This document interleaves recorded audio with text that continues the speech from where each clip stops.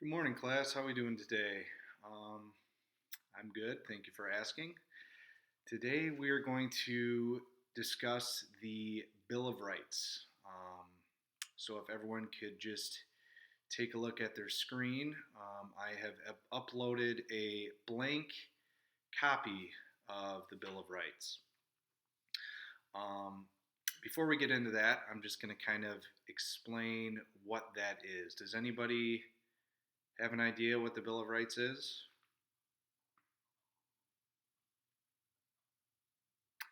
Okay, well, the Bill of Rights is the first 10 amendments of our Constitution. So basically, um, when our founding fathers were writing the Constitution, they felt that it was very important that the government did not have too much power, and the people had rights that were expressly written and guaranteed.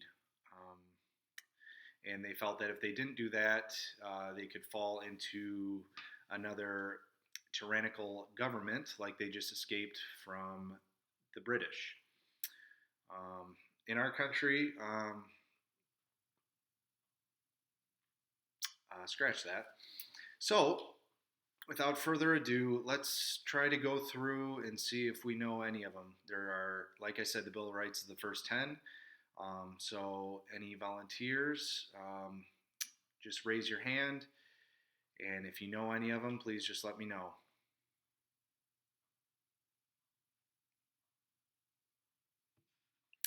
All right. So as you can see, we got a whole range of answers. So we're just going to go through 1 through 10, and we're going to see which ones we got right and which ones we got wrong. And then I'm going to kind of explain in detail what each of them mean.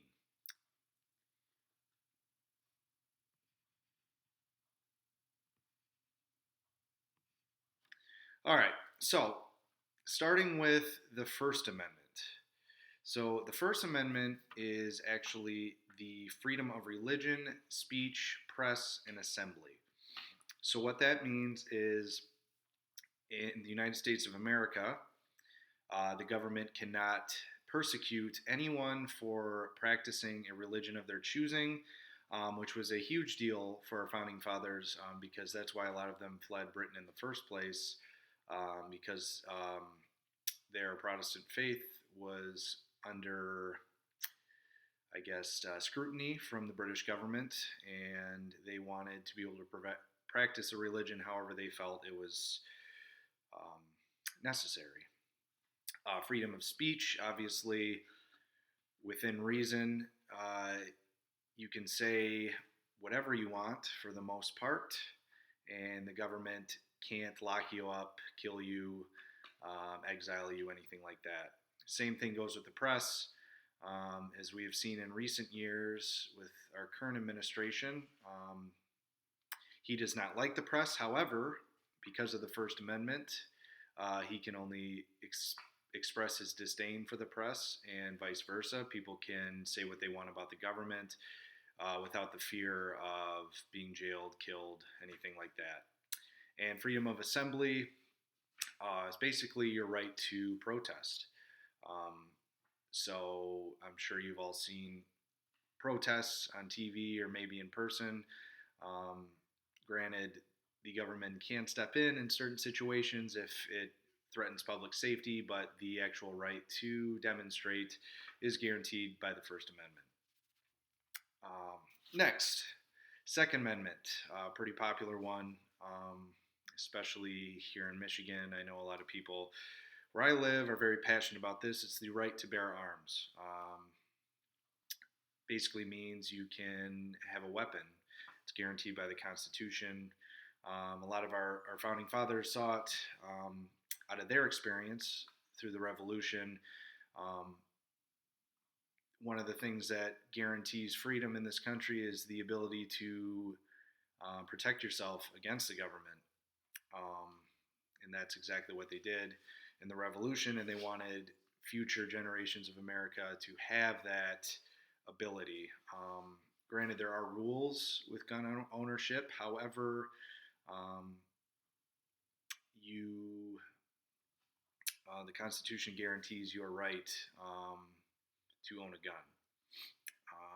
All right, number three. This one might be confusing to some people because it's not really something we deal with anymore. However, it's no quartering of soldiers without the consent of the homeowner. Now, does anybody know what that means?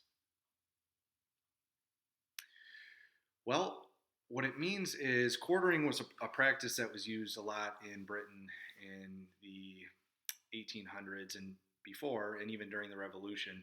So, quartering would mean that the military would move in and you were basically forced to let them live in your house and you had to feed them and take care of them while they fought the war.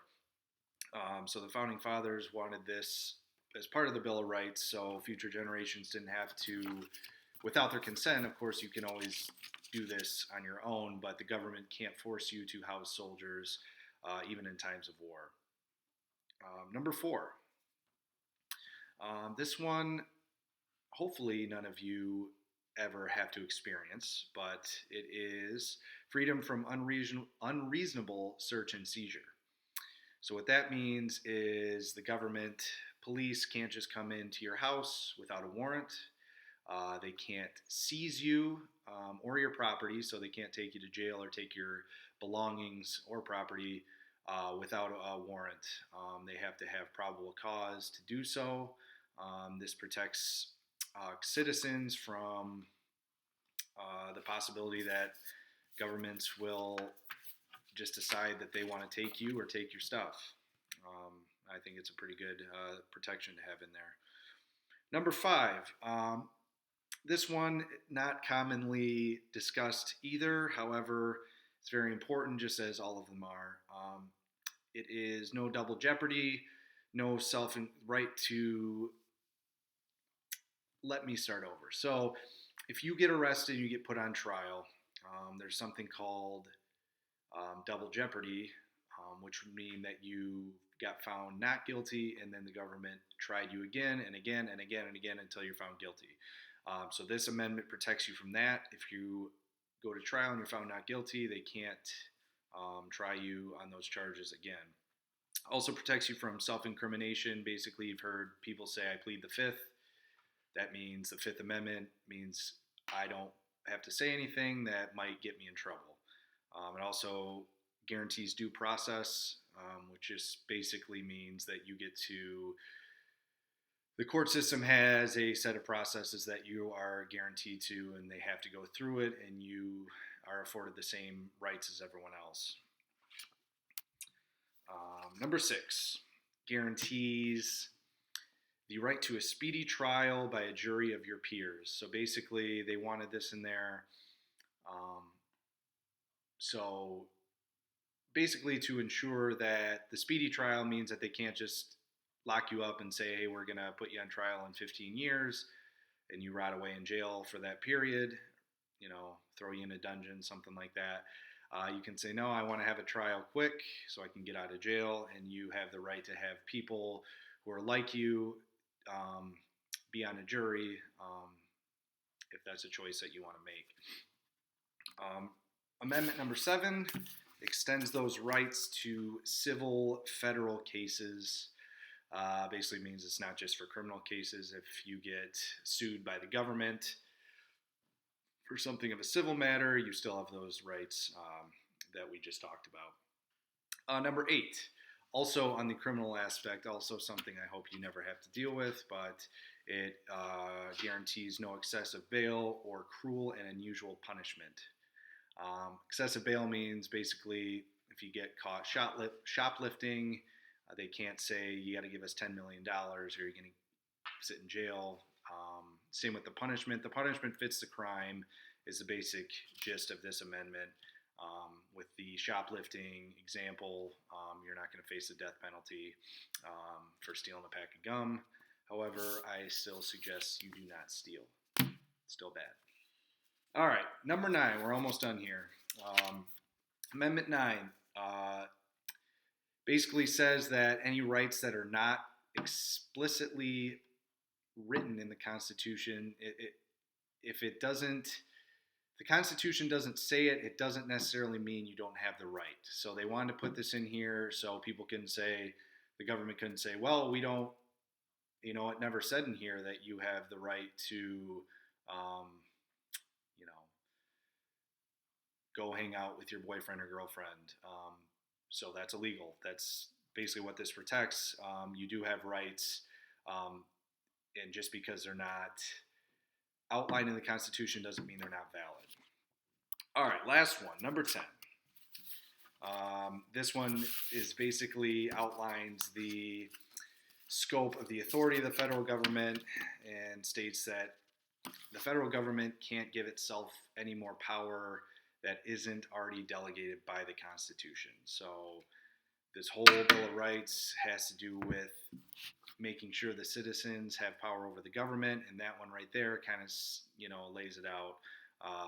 Federal government, you can't make up your own rules unless it's in the Constitution. Okay, any questions about those? Were you able to follow along? Anything? No? Okay. All right, now that we've kind of gone over them in brief, what do you all think of that? Have you ever really thought about your freedoms? What are some of the things we just talked about that other countries don't have? I can think of one in specific. Everybody's heard of North Korea, correct? Okay, well, Amendment number 1, freedom of speech, do they have it there? That's right, no. If you speak out against the government there, you are probably going to disappear off the face of the earth, and it's not going to be pretty. There are a lot of countries too in the Middle East, Saudi Arabia, Iran, among others, freedom of religion. They are not really too fond on other religions. And that's not just to say that it's just Islamic countries. China's not too fond on other religions themselves. So we are definitely fortunate in that right too, that we have a guaranteed constitutional right for religion. All right. So now that we've gone over all the amendments and you've hopefully filled out your note card that I passed out before I started talking about this, we're going to split into small groups. If you're in class, we're going to be just at your tables. Online, click on the link. I have your groups assigned already, so you can get into another web chat with your groups. I just want you all to briefly discuss what you think each amendment means. Make sure everyone's on the same page. We kind of went over it, but I want to make sure no one was missed out. And I want you to discuss which ones you think are most and least relevant in your life and in today's society. There were a few, like the quartering of soldiers, like I said, that aren't really too relevant anymore. And I also want you to kind of come up with, each person share which one they think is the most important and why. So we're going to do that here for a little while, and then we're going to come back together as a group.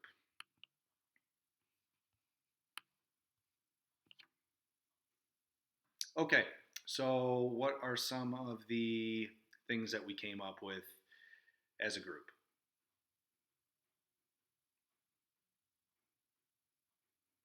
Okay, interesting. What I'm going to say, I'll add in too. I think the most relevant is still the First Amendment. I think that's something that if we lose that, we are going to lose our identity as a country, and we lose all the other protections following. That's probably why it's first. I think it was the most relevant then, and it still is the most relevant. And I think that's the most important one. We should always be able to speak our minds freely. We should be able to express ourselves, um, and speak out against our government if necessary.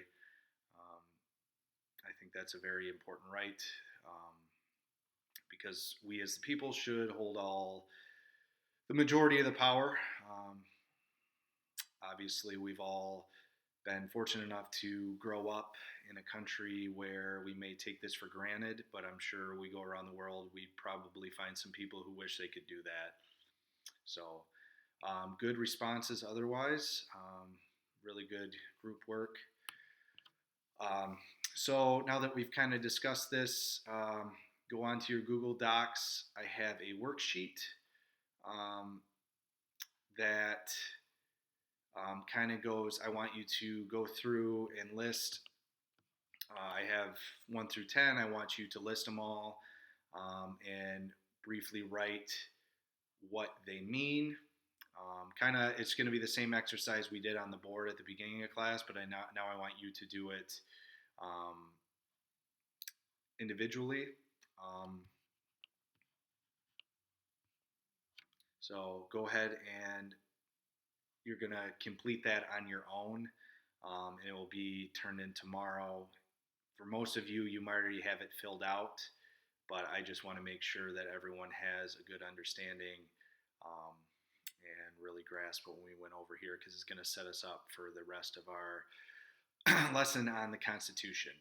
Um, so, last thing we're going to do before we close, um, go on to where it says exit slip on your Google Docs. What I want you to do there is I want you to share one thing you learned today um, and why it is important. It doesn't have to be too long. I just want maybe a paragraph each, um, or maybe a sentence of what you learned, 1 or 2 sentences, and then a few more on why it's important. And then when you're done with that, you can go ahead and submit it back to me, and we will discuss that tomorrow. At the beginning, I'll just pull some random exit slips, and we'll kind of lead a discussion and hopefully bounce some ideas off each other. And we will transition into um, the next part of the Constitution. So, all right, that concludes the lesson. We covered the Bill of Rights. We went through them in order, what each of them mean, and we kind of discussed why they are important and how they affect our lives as Americans today. So don't forget to do that exit slip in your individual assignment, and I will see you all tomorrow.